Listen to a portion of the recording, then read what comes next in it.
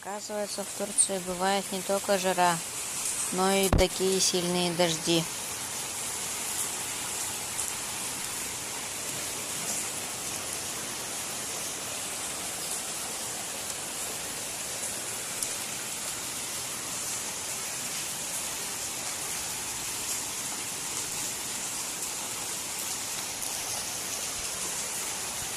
Ох, у них там затопило вообще.